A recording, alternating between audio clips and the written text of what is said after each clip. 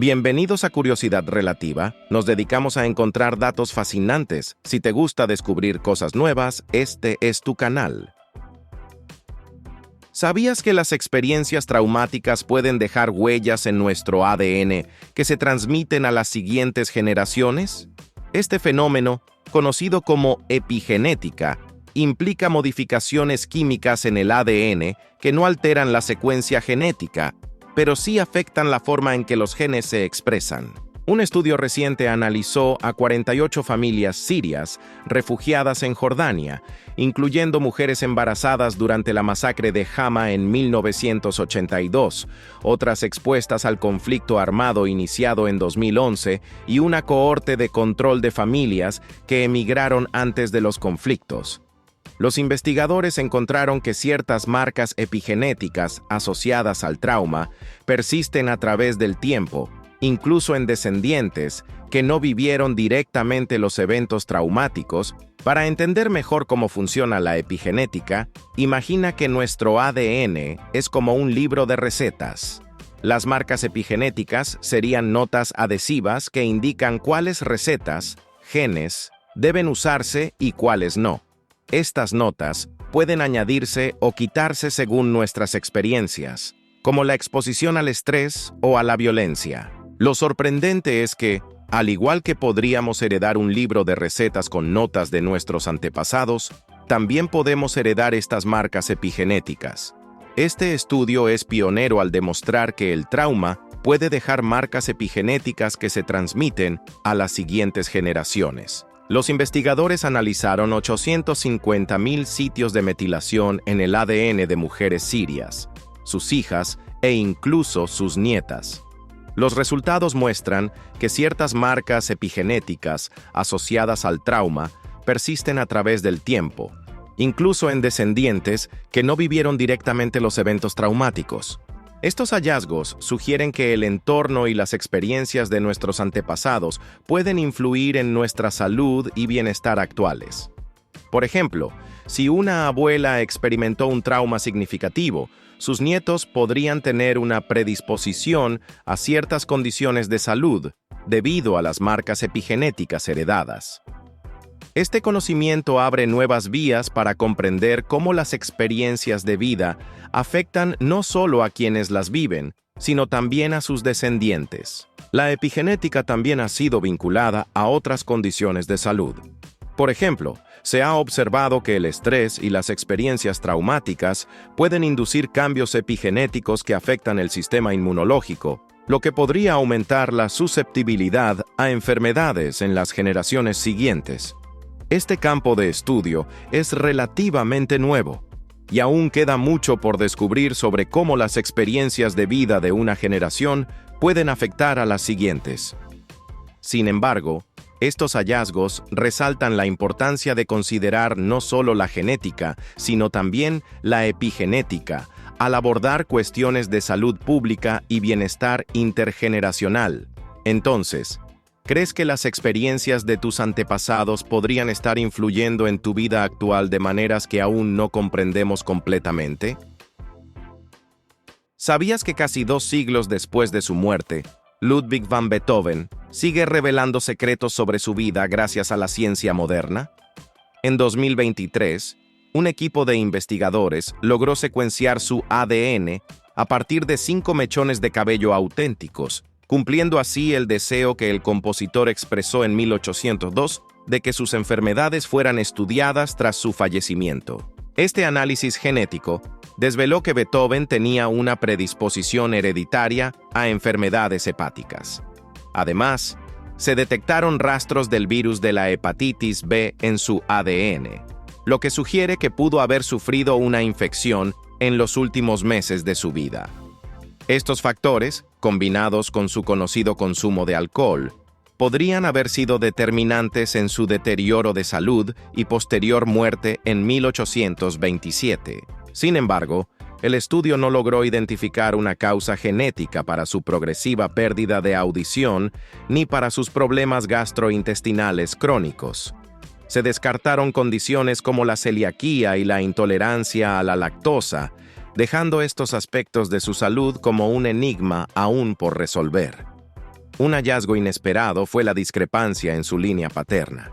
Al comparar el cromosoma Y de Beethoven con el de 5 individuos que llevan su apellido y comparten un ancestro común, se descubrió una incongruencia que sugiere un evento de paternidad extramatrimonial en su árbol genealógico entre los siglos XVI y XVIII.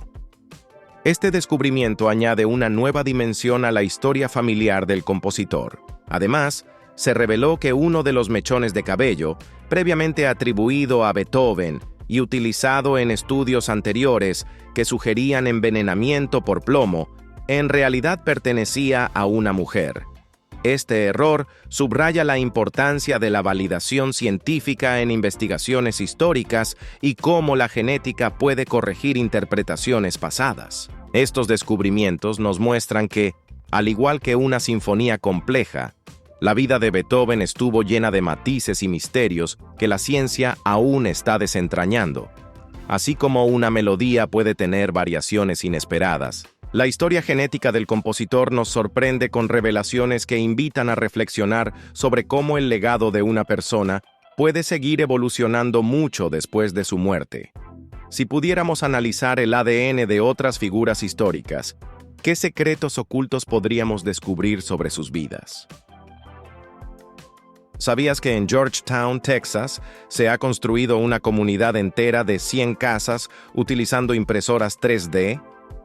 Este innovador proyecto, conocido como Wolf Ranch, es fruto de la colaboración entre la empresa texana Icon, especializada en impresión 3D a gran escala, la constructora Lennar y el prestigioso estudio de arquitectura danés Bjarke Ingels Group. La tecnología empleada para edificar estas viviendas es la impresora Vulcan de Icon, que mide 14,2 metros de ancho por 4,75 metros de alto. Esta máquina es capaz de construir una casa de hasta 278 metros cuadrados con mínima supervisión humana. Funciona extruyendo una mezcla patentada similar al cemento, capa por capa, siguiendo un diseño preestablecido. Es como si una manga pastelera gigante fuera creando las paredes de la casa, solo que en lugar de crema, utiliza un material resistente y duradero. Una vez que la estructura básica está lista, intervienen los trabajadores humanos para instalar ventanas, puertas, techos y otros acabados necesarios. Las viviendas de una sola planta varían entre 140 y 195 metros cuadrados y pueden tener 2 o 3 baños, dependiendo del diseño. Los interiores se caracterizan por ser luminosos y espaciosos, con cocinas abiertas, amplios ventanales y salas de estar amplias. Este método de construcción no solo es innovador, sino que también ofrece ventajas significativas en términos de eficiencia y sostenibilidad. Al comparar este proceso con el tradicional, es como si en lugar de ensamblar una casa, ladrillo por ladrillo, se imprimiera directamente desde una impresora gigante, reduciendo tiempos y costos. Además, al utilizar materiales específicos y técnicas de impresión, se minimiza el desperdicio y se optimiza el uso de recursos. La culminación de Wolf Ranch está prevista para el verano de 2024, marcando un hito en la arquitectura y la construcción modernas. Este proyecto demuestra cómo la tecnología puede revolucionar sectores tradicionales, ofreciendo soluciones más rápidas, económicas y ecológicas. Al igual que la invención de la máquina de vapor transformó la industria en el siglo XIX, la impresión 3D está redefiniendo cómo concebimos y construimos nuestros hogares en el siglo XXI. Entonces, ¿te imaginas viviendo en una casa que, en lugar de ser construida ladrillo a ladrillo, fue impresa, capa por una gigantesca impresora 3D? ¿Sabías que las sanguijuelas, esos pequeños y resbaladizos gusanos, poseen nada menos que 32 cerebros? Aunque suelen causarnos repulsión, estos anélidos han estado estrechamente ligados a la historia de la medicina durante más de 3000 años. En la antigua Grecia, por ejemplo, se utilizaban para realizar sangrías, creyendo que extraer sangre ayudaba a equilibrar los humores del cuerpo y, por ende, a curar diversas dolencias. Las sanguijuelas son hermafroditas, es decir, Cada individuo posee órganos reproductores masculinos y femeninos, lo que les permite una gran eficiencia reproductiva. Además, pueden vivir hasta 27 años, una longevidad sorprendente para un invertebrado. Su anatomía es fascinante. Cuentan con 3 mandíbulas provistas de diminutos dientes, con las que perforan la piel de sus huéspedes, y 2 corazones que bombean la sangre que ingieren, la cual puede llegar a ser hasta 5 veces su propio peso en una sola toma. Durante siglos, las sanguijuelas fueron utilizadas en la medicina tradicional para tratar una amplia gama de enfermedades, desde problemas oculares hasta trastornos mentales. Su uso era tan común que en el siglo XIX se vendían en farmacias de toda Europa, llegando a escasear debido a la alta demanda. Sin embargo, con el avance de la medicina moderna, su uso disminuyó considerablemente. Hoy en día, las sanguijuelas han resurgido en el ámbito médico, especialmente en la cirugía plástica y reconstructiva. Su saliva contiene hirudina, un potente anticoagulante natural que facilita la circulación sanguínea en tejidos dañados o reimplantados, promoviendo una mejor recuperación. Es como si estos pequeños seres actuaran como médicos naturales, asegurando que la sangre fluya adecuadamente en zonas comprometidas. Al igual que las sanguijuelas, otros organismos menospreciados, como las lombrices de tierra, desempeñan roles cruciales en nuestros ecosistemas. Las lombrices, por ejemplo, son consideradas los ingenieros de los ecosistemas, debido a su capacidad para metabolizar materiales orgánicos y enriquecer el suelo, facilitando el crecimiento de plantas y la salud del terreno. Su actividad es comparable a la de una máquina aradora natural, que airea y fertiliza la tierra de manera constante. Entonces, ¿quién diría que criaturas tan pequeñas y a menudo despreciadas podrían tener un impacto tan significativo en la medicina y el medio ambiente? ¿Sabías que en las profundidades de las selvas tropicales de África Central y Occidental habita una criatura que parece salida de una catedral gótica? Se trata del murciélago cabeza de martillo, Hypsignathus monstrosus, una especie que, con su peculiar apariencia, evoca a las gárgolas medievales que adornan antiguas iglesias. Este murciélago es el más grande del continente africano y la única especie de su género. Los machos presentan una cabeza desproporcionadamente grande y cuadrada, diseñada para amplificar sus potentes graznidos durante el cortejo. Esta característica es comparable a un cantante de ópera que utiliza su caja torácica para proyectar su voz en un teatro, solo que, en este caso, la voz del murciélago resuena en la vasta selva africana. El dimorfismo sexual en esta especie es notable. Mientras que las hembras pesan alrededor de 200 gramos y miden aproximadamente 20 centímetros de largo, los machos pueden alcanzar hasta 450 gramos y 28 centímetros de longitud. Esta diferencia es similar a comparar un gato doméstico con un perro de tamaño mediano. Ambos son mamíferos, pero sus tamaños y apariencias difieren significativamente. Durante la época de apareamiento, los machos se reúnen en áreas específicas del bosque para emitir fuertes llamadas resonantes, con el objetivo de atraer a las hembras. Este comportamiento es comparable al de ciertas aves, como el urogallo, que también se congregan en leks para exhibirse y vocalizar en busca de pareja. Las hembras de murciélago cabeza de martillo seleccionan a su compañero basándose en la destreza vocal de los machos, prefiriendo aquellos con los graznidos más potentes y resonantes.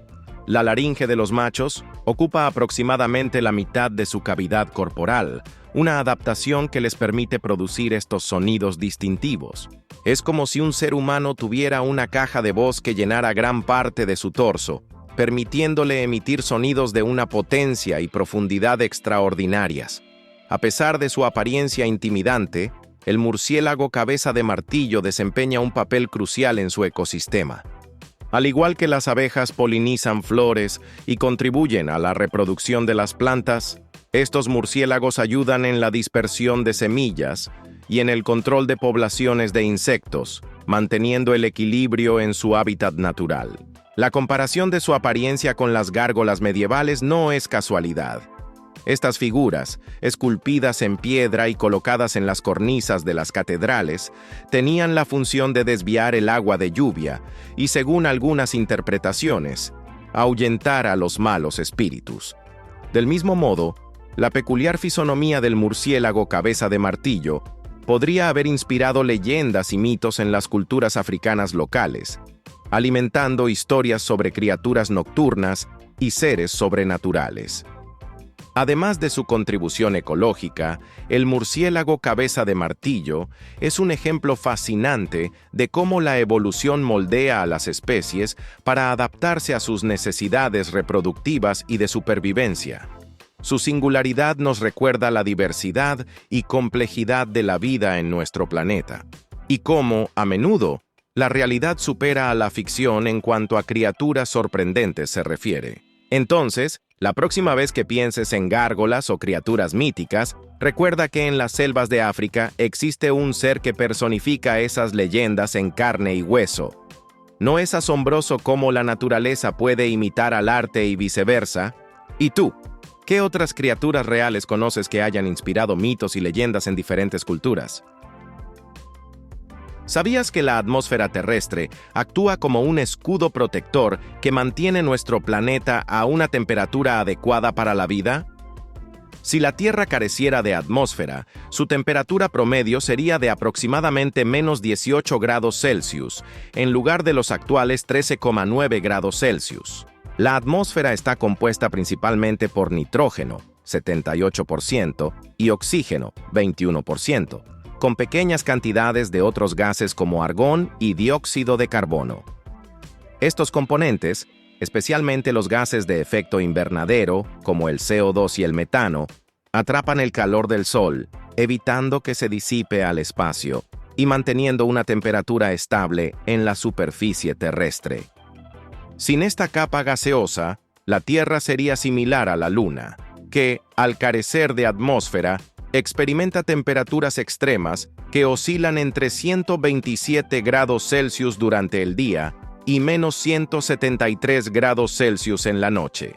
Esta ausencia de atmósfera en la Luna provoca que no haya una regulación térmica, resultando en condiciones inhóspitas para la vida tal como la conocemos. Además de regular la temperatura, la atmósfera nos protege de la radiación solar dañina y de impactos de meteoritos, actuando como un escudo que desintegra la mayoría de los objetos antes de que lleguen a la superficie.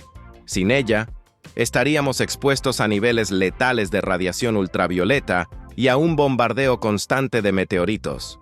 La atmósfera también es esencial para procesos vitales como la fotosíntesis, que permite a las plantas convertir el dióxido de carbono en oxígeno, sustentando la vida animal. Sin esta interacción, el equilibrio de los ecosistemas se vería gravemente afectado. Entonces, considerando la importancia de la atmósfera en la regulación de la temperatura y la protección de la vida en la Tierra, ¿qué medidas crees que deberíamos tomar para preservar su equilibrio y combatir el cambio climático? ¿Sabías que el cuerpo humano es una compleja amalgama de elementos químicos que trabajan en perfecta armonía para mantenernos vivos?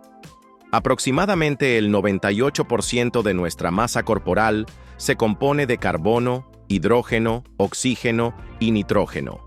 Estos 4 elementos fundamentales son los pilares de nuestra existencia. Además de estos componentes principales, nuestro organismo alberga otros elementos esenciales en menores proporciones.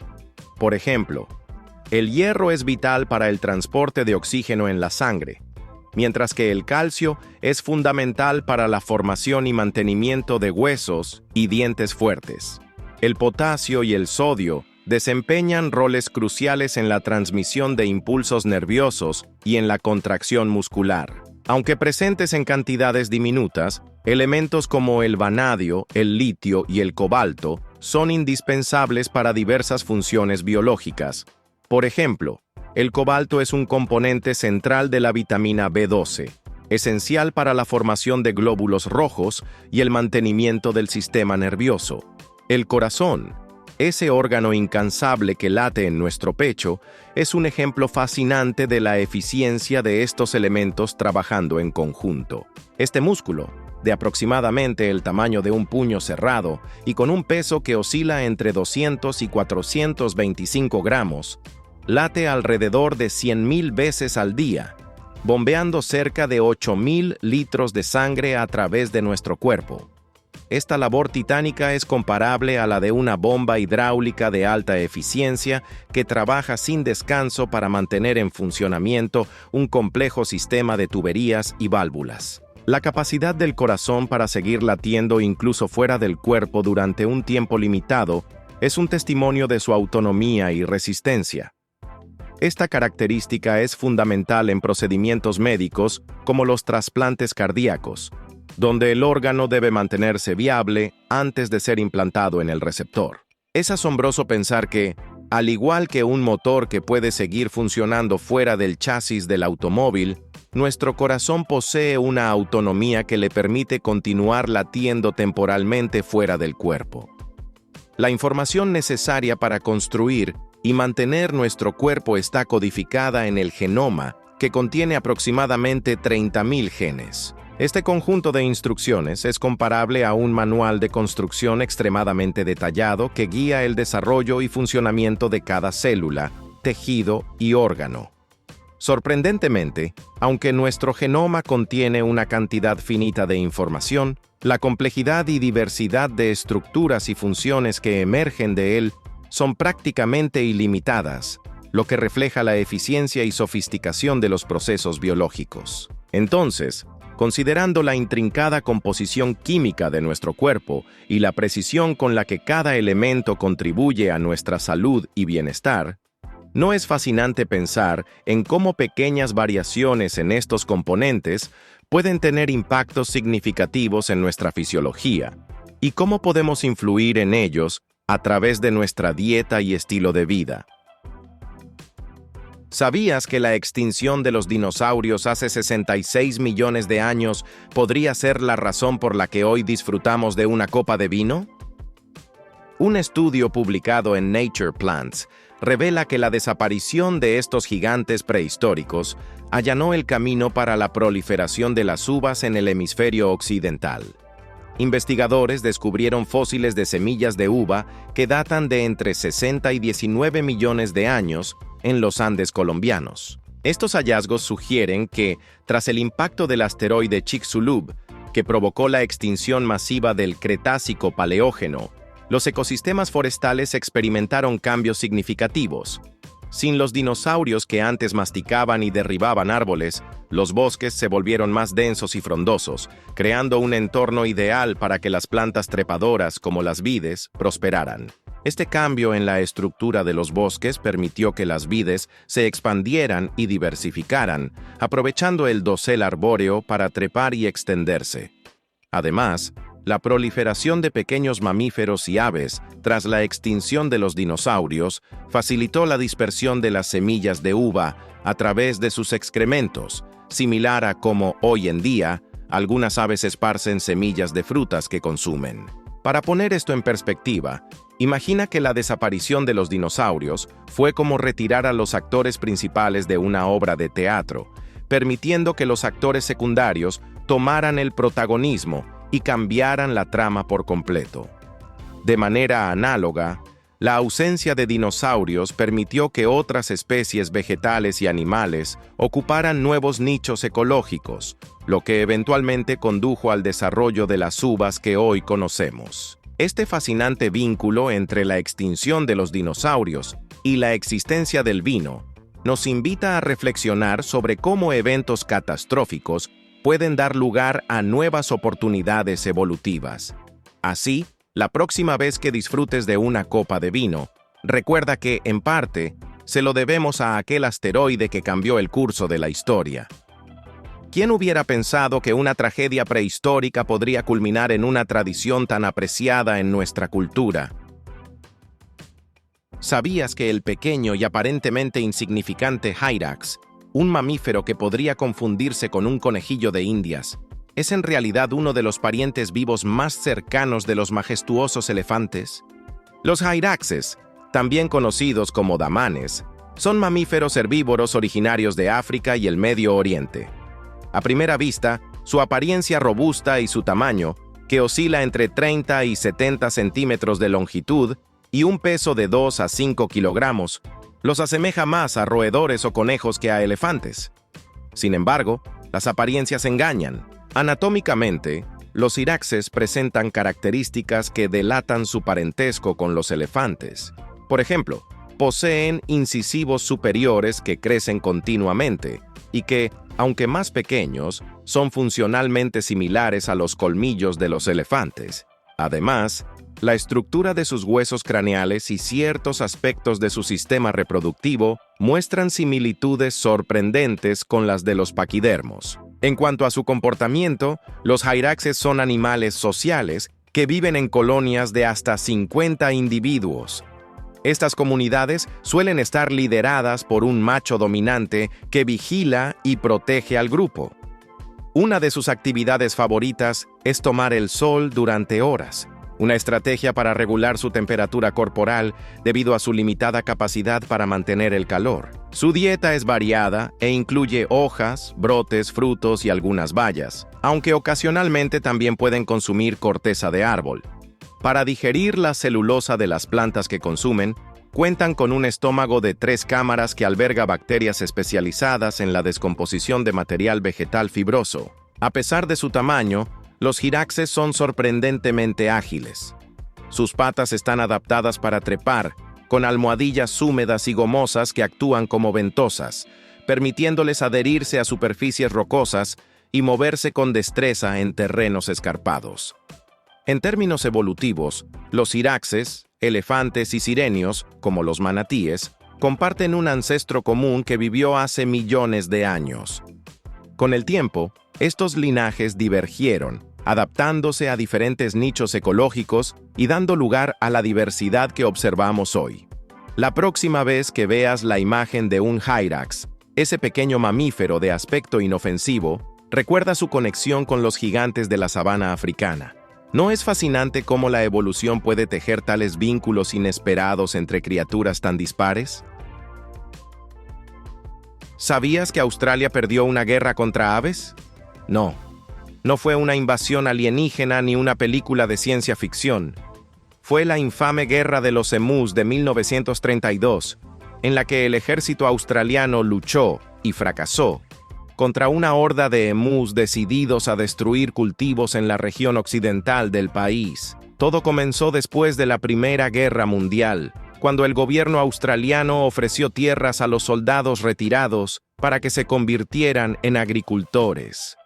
Sin embargo, no contaban con que decenas de miles de emus, aves no voladoras, que pueden alcanzar velocidades de hasta 50 kilómetros por hora, también encontraran esas tierras atractivas.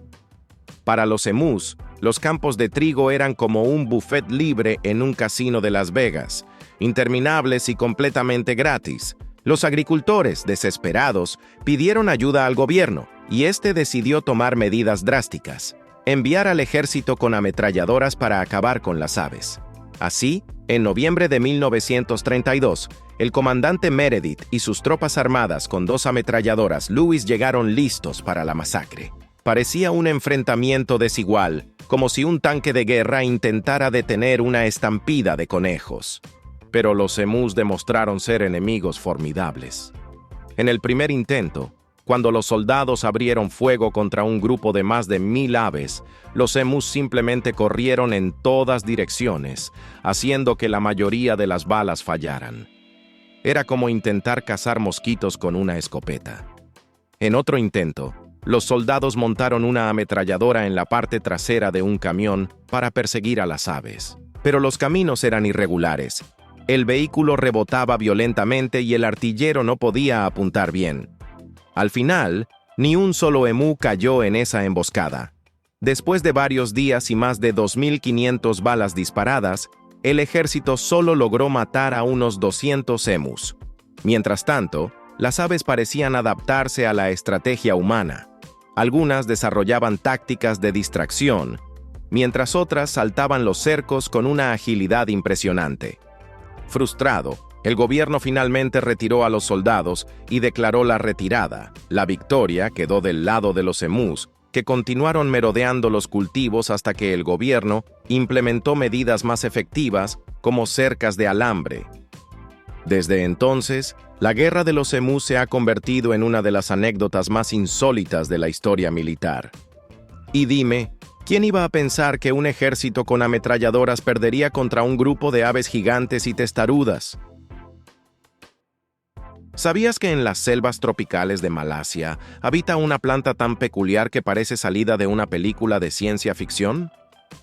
Se trata de Thismia malayana, una especie recientemente descubierta que, con su apariencia extraterrestre, ha cautivado la atención de botánicos y entusiastas de la naturaleza. Esta diminuta planta, que no supera los 2 centímetros de altura, se esconde entre la hojarasca del suelo forestal, cerca de raíces de árboles o troncos en descomposición, mostrando una flor de color amarillo intenso rodeada por tentáculos que recuerdan a un calamar o a un ser alienígena. A diferencia de la mayoría de las plantas que realizan la fotosíntesis para producir su propio alimento, Thismia malayana ha optado por una estrategia más inusual.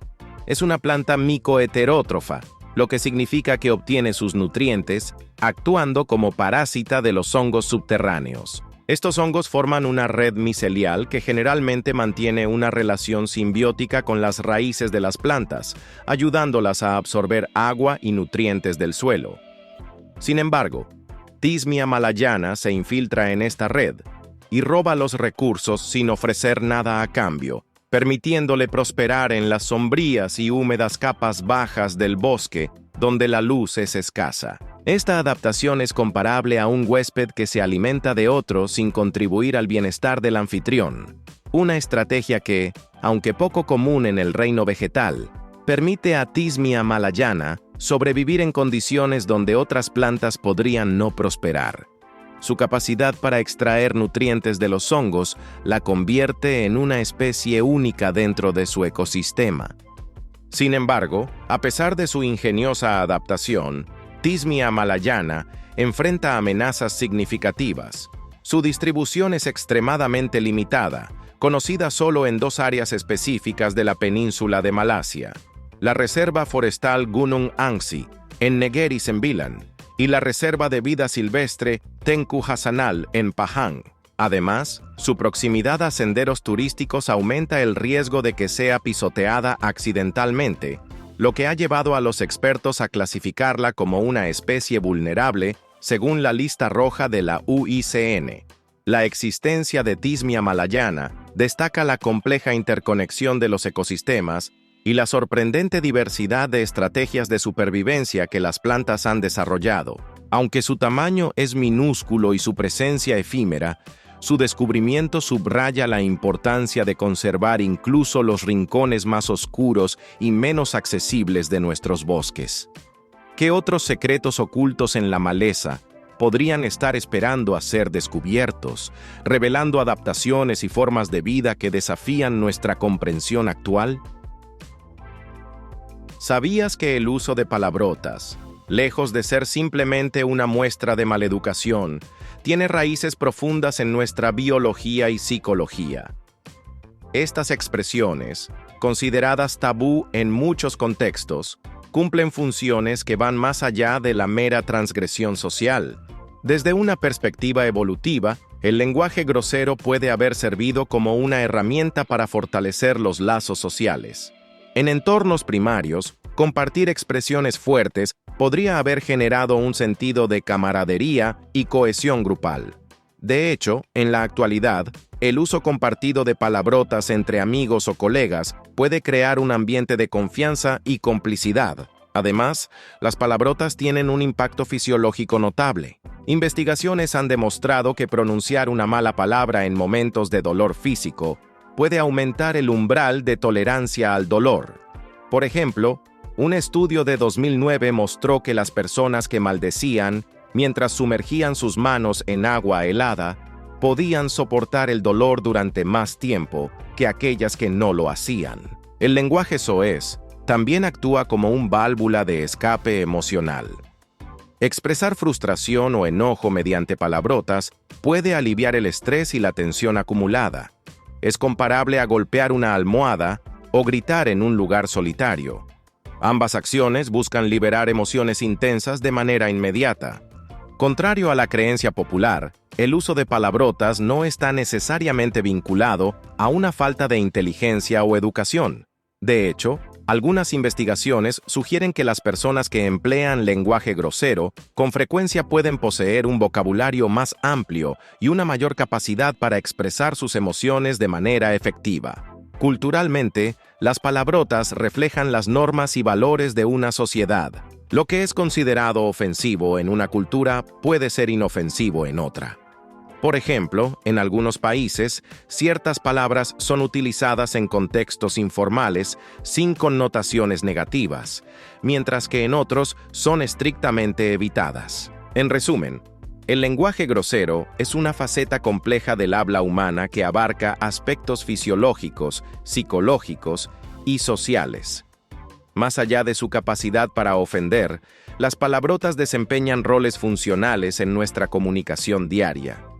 ¿Qué otras expresiones lingüísticas, aparentemente banales, podrían esconder funciones esenciales en nuestra interacción social y bienestar emocional?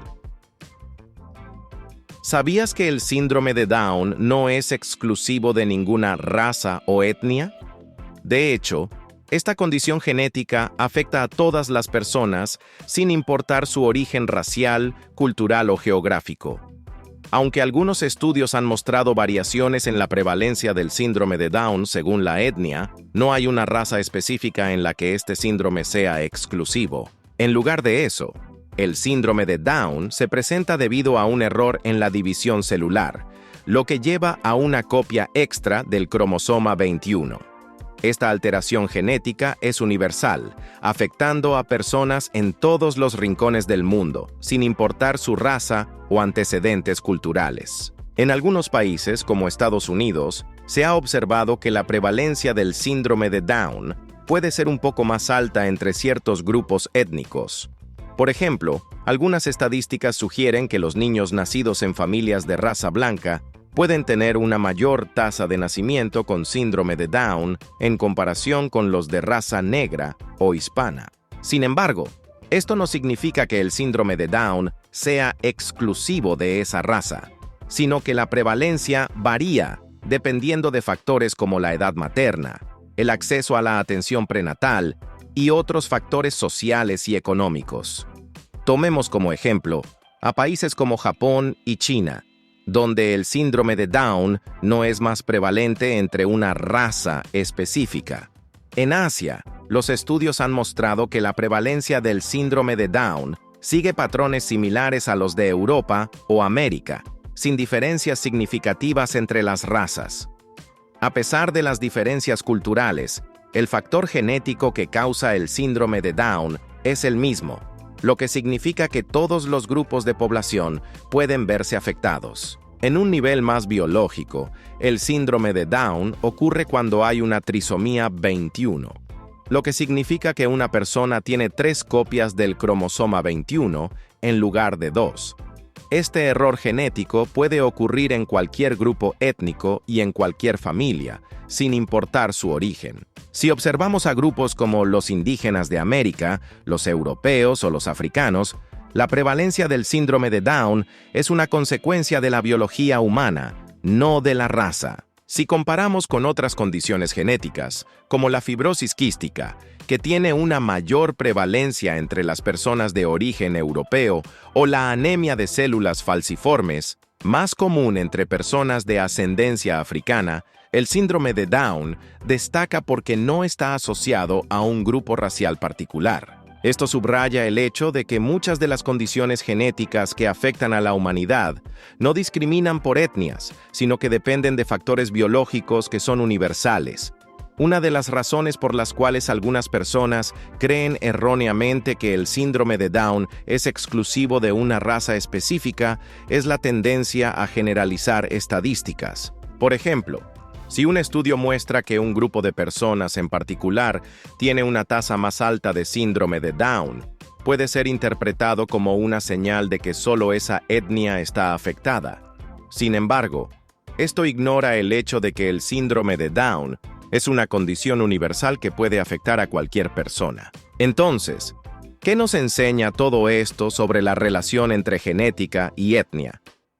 Que la genética no sigue las fronteras de las razas humanas.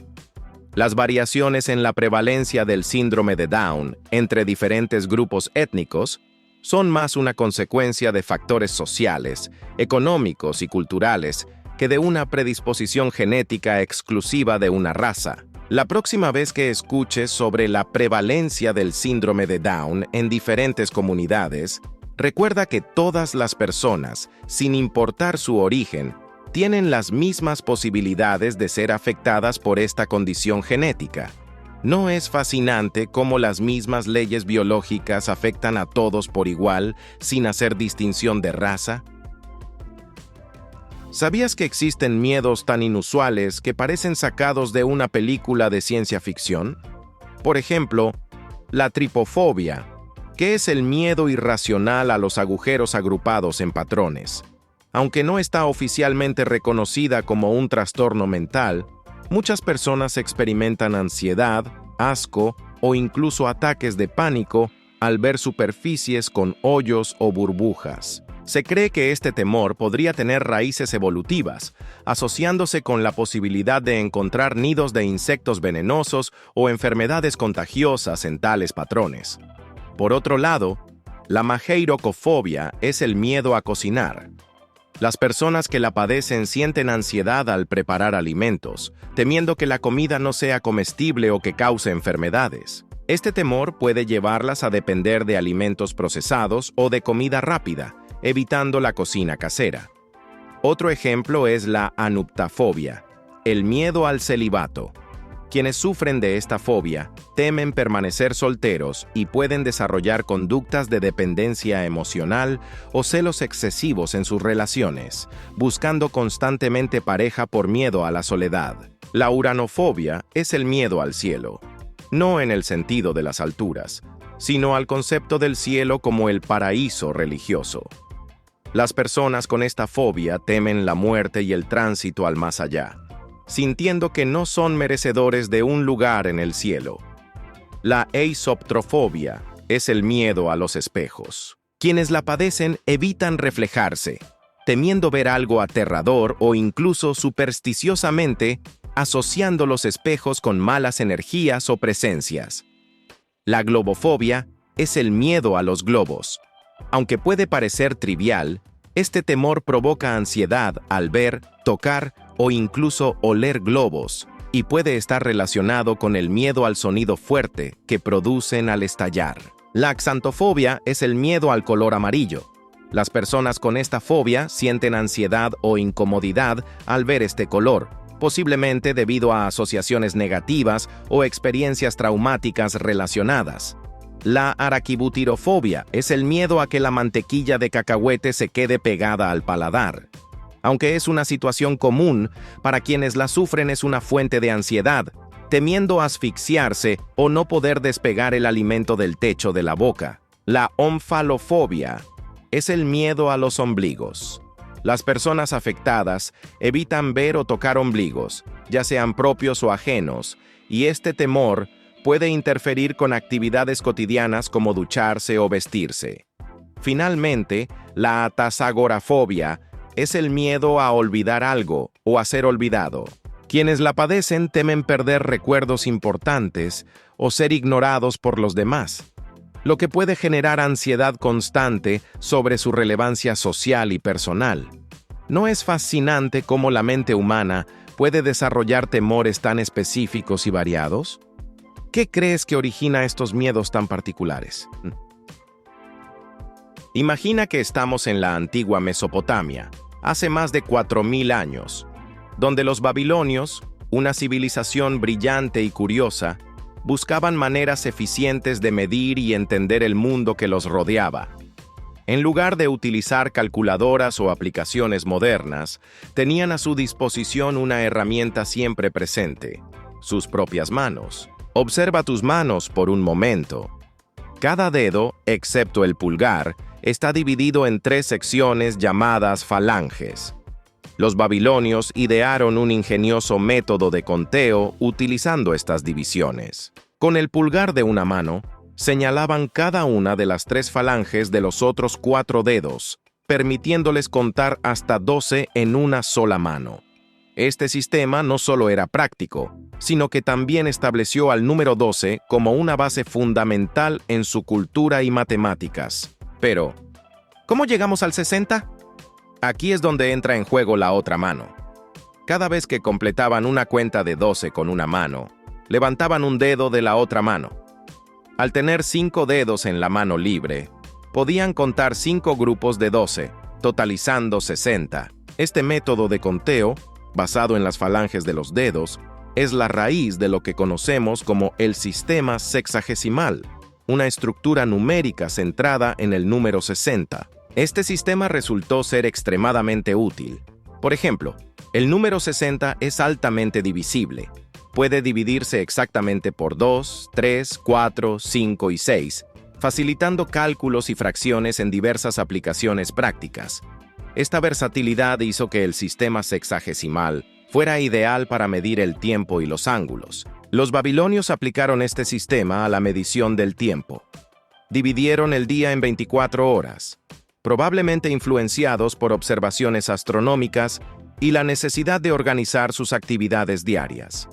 Cada hora se subdividió en 60 minutos, y cada minuto en 60 segundos, creando una estructura temporal que ha perdurado hasta nuestros días. Así, cada vez que miramos el reloj y vemos pasar los minutos y segundos, estamos utilizando un legado que se remonta a miles de años y que tiene sus raíces, literalmente, en nuestras manos. Este sistema también influyó en otras áreas de nuestra vida cotidiana. Por ejemplo, la agrupación en docenas, como una docena de huevos o una docena de rosas, proviene de esta tradición babilónica de contar hasta 12 con una mano. Además, la división del círculo en 360 grados, un múltiplo de 60, es otra herencia de este sistema, lo que facilita la medición y comprensión de ángulos en geometría y navegación. Para ponerlo en perspectiva, imagina que en lugar de dividir la hora en 60 minutos, la dividiéramos en 100 minutos, siguiendo un sistema decimal más familiar para nosotros hoy en día. Cada minuto sería más corto, y nuestras referencias temporales cotidianas, como una clase de 1 hora o una reunión de media hora, se sentirían diferentes. Este cambio alteraría nuestra percepción y organización del tiempo, demostrando la eficiencia y la lógica detrás del sistema sexagesimal que seguimos utilizando. En resumen, la razón por la que 1 hora tiene 60 minutos y 1 minuto 60 segundos se encuentra en la ingeniosa manera en que los antiguos babilonios utilizaban las falanges de sus dedos para contar. Este método práctico y eficiente dio origen a un sistema de medición del tiempo que ha perdurado a lo largo de los siglos y que sigue siendo fundamental en nuestra vida diaria. Así que, la próxima vez que mires el reloj, recuerda que estás siguiendo una tradición milenaria que comenzó con la simple observación de nuestras propias manos. Imagínate en un salón de clases. El profesor escribe en la pizarra y, de repente, la tiza emite un chirrido que te hace estremecer. Esa sensación incómoda que te recorre es lo que comúnmente llamamos dentera o grima. No estás solo. Muchos experimentamos esa reacción ante sonidos agudos y estridentes, como el roce de un tenedor contra un plato o el chirrido de un globo al ser frotado. La dentera es una respuesta automática que puede incluir escalofríos, tensión muscular y el impulso de taparse los oídos. Estos sonidos suelen estar en el rango de frecuencias entre 2000 y 4000 Hz, que es donde nuestro oído es más sensible. Esta sensibilidad no es casualidad, tiene raíces profundas en nuestra evolución. Imagina a nuestros ancestros en la sabana africana. Un chillido agudo podía ser la señal de un depredador al acecho o de un miembro de la tribu en peligro. Nuestro cerebro evolucionó para reaccionar rápidamente a estos sonidos, activando la amígdala, la región encargada de procesar emociones y respuestas de lucha o huida. Aunque hoy en día esos ruidos ya no representan un peligro real, nuestro cuerpo sigue respondiendo como si estuviera en riesgo. Además de la evolución, la biología de nuestro oído juega un papel crucial.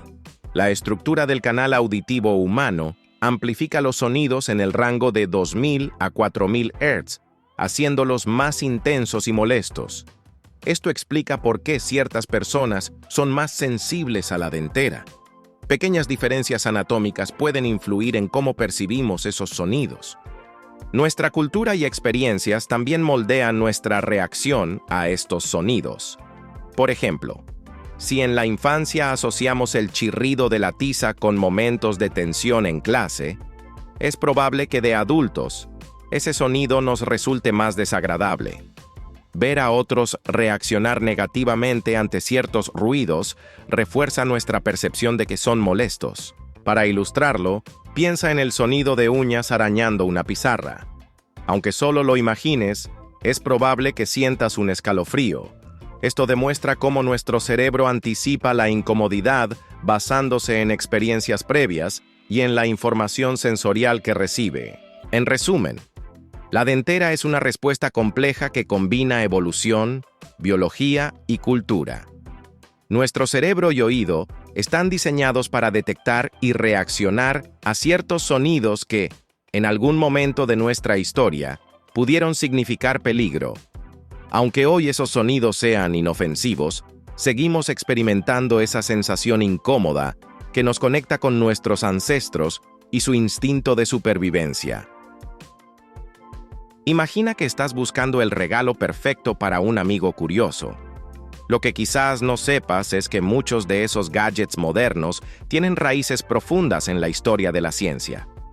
Veamos 5 ejemplos de regalos tecnológicos que, en su momento, revolucionaron nuestra comprensión del mundo. 1. El telescopio, la ventana al universo.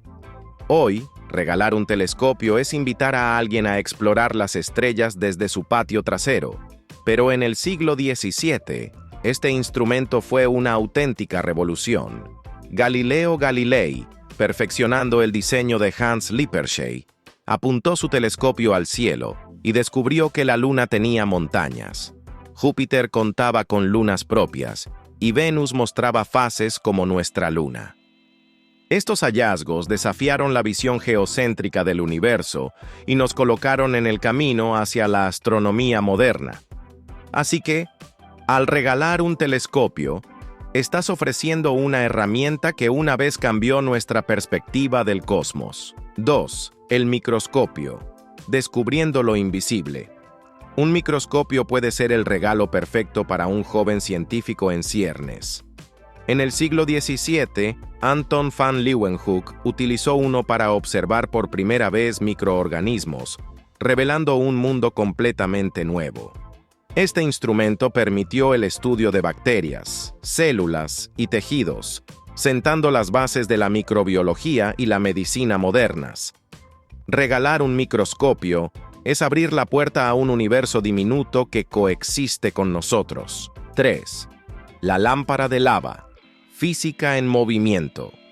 Esa hipnótica lámpara de lava que adorna tantas habitaciones es más que una simple decoración. Inventada en 1963 por Edward Craven Walker, su funcionamiento se basa en principios de la termodinámica. La cera en su interior se calienta, se expande y sube. Al enfriarse, se contrae y baja, creando un ciclo continuo. Este fenómeno ilustra cómo el calor afecta la densidad y el movimiento de los materiales, ofreciendo una lección de física en cada burbuja ascendente y descendente. 4. La brújula, el guía infalible. Aunque hoy dependemos del GPS, una brújula sigue siendo un regalo clásico para aventureros. Originada en la antigua China alrededor del siglo II a.C., la brújula permitió a los navegantes orientarse sin depender de las estrellas. Este sencillo dispositivo, que alinea una aguja imantada con el campo magnético terrestre, fue crucial para la exploración y el comercio, conectando culturas y expandiendo horizontes. 5. Luces LED. Eficiencia luminosa. Las luces LED omnipresentes en decoraciones y dispositivos, son fruto de avances en la física cuántica, basadas en el efecto fotoeléctrico explicado por Albert Einstein en 1905. Los LED convierten la corriente eléctrica directamente en luz de manera eficiente. Este principio ha transformado la iluminación moderna, haciéndola más sostenible y versátil. Regalar luces LED es, en cierto modo, compartir un pedazo de la revolución tecnológica que ilumina nuestro mundo. Así que, la próxima vez que busques el obsequio perfecto, recuerda que detrás de muchos gadgets actuales hay historias fascinantes de innovación que han moldeado nuestra comprensión del universo. El 1 de enero no solo marca el inicio de un nuevo año, también ha sido testigo de descubrimientos y avances científicos que han dejado una huella imborrable en la historia. A continuación, exploraremos 5 hitos científicos que ocurrieron en esta fecha, presentados de manera entretenida y con ejemplos comparativos para facilitar su comprensión. Descubrimiento de Ceres, 1801. Imagina que estás observando el cielo nocturno y descubres un objeto que no es ni una estrella ni un planeta conocido. Esto le sucedió al astrónomo italiano Giuseppe Piazzi el 1 de enero de 1801, cuando identificó a Ceres, el primer asteroide descubierto y el más grande del cinturón de asteroides entre Marte y Júpiter. Este hallazgo fue como encontrar una pieza faltante en un rompecabezas cósmico, ampliando nuestra comprensión del sistema solar y demostrando que aún había mucho por descubrir en el vasto espacio. Invención de la dinamita por Alfred Nobel, 1867. Piensa en intentar demoler una montaña con herramientas manuales. Sería una tarea titánica. El 1 de enero de 1867, Alfred Nobel inventó la dinamita, un explosivo más seguro y manejable que la nitroglicerina pura. Este invento facilitó la construcción de túneles, carreteras y canales, transformando la ingeniería civil y la minería. La dinamita fue como darle a la humanidad una llave maestra para moldear el paisaje terrestre a gran escala. Implementación del sistema de zonas horarias, 1885. Antes de las zonas horarias, cada ciudad tenía su propia hora local, lo que causaba confusión, especialmente con el auge de los ferrocarriles y las comunicaciones. El 1 de enero de 1885, se implementó un sistema estándar de zonas horarias, sincronizando relojes en todo el mundo. Este cambio fue como afinar una orquesta global, donde cada instrumento o país sigue el mismo compás, facilitando el comercio, los viajes y la comunicación internacional. Entrada en vigor del Tratado de No Proliferación Nuclear, 1968. Imagina un vecindario donde cada casa almacena fuegos artificiales altamente peligrosos. La seguridad sería una preocupación constante. El 1 de enero de 1968 entró en vigor el Tratado de No Proliferación Nuclear, con el objetivo de prevenir la expansión de armas nucleares y promover el desarme. Este tratado fue como un pacto vecinal para reducir riesgos y fomentar un ambiente más seguro y cooperativo a nivel mundial. Lanzamiento del satélite de comunicaciones Intelsat INA, 1965. Antes de los satélites de comunicaciones, las llamadas internacionales eran costosas y de baja calidad. El 1 de enero de 1965, se lanzó el Intelsat PRIN, apodado Early Bird, el primer satélite comercial de comunicaciones.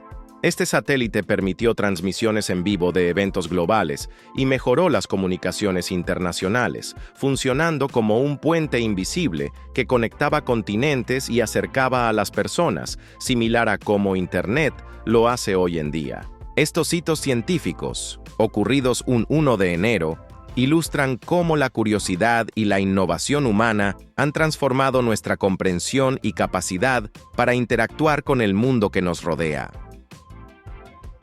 Imagina que estás viendo una película de ciencia ficción donde, al llegar el año 2000, las máquinas se rebelan y el mundo entero colapsa.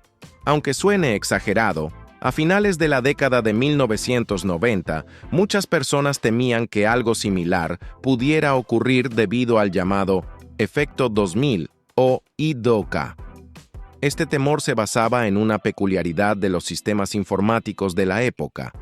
Para ahorrar espacio, los años se registraban con solo 2 dígitos.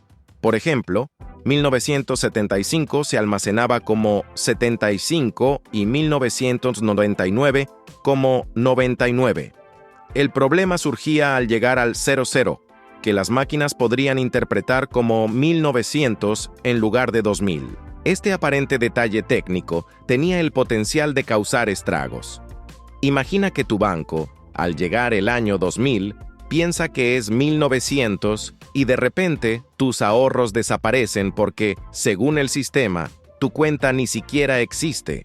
O considera que los sistemas de control de tráfico aéreo confundan las fechas y horarios, resultando en caos en los aeropuertos. Incluso servicios básicos como la electricidad o el agua podrían verse afectados si sus sistemas informáticos fallaban.